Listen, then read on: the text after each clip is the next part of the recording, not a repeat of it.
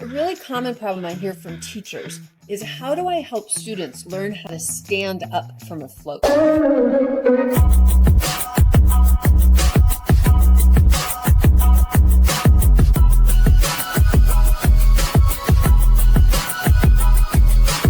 This is a very common beginner thing that we need to help adults work with. And one of the problems that we run into is that you go from being in a stiff front float, then trying to stand up.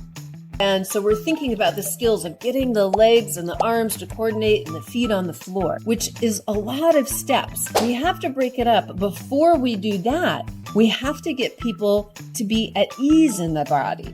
So finding time where you're in the float where they don't have to learn how to stand up, which is why I'm over here at the step. I can use the step to push myself up while I play with having some ease in my body, because a very stiff and rigid body doesn't stand up with ease. So giving myself some time to just play around with ease in my body, playing around with my head and my neck and my shoulders and my arms, pushing up when I want to come up for air.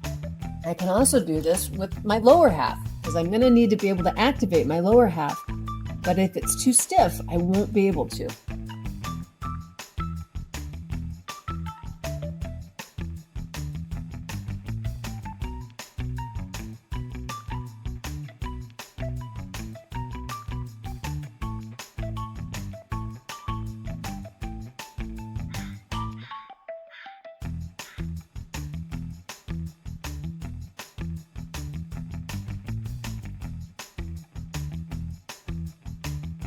So I can put the whole thing together. But first, I have to have that intermediate step of being at calm, confidence, and ease in the water.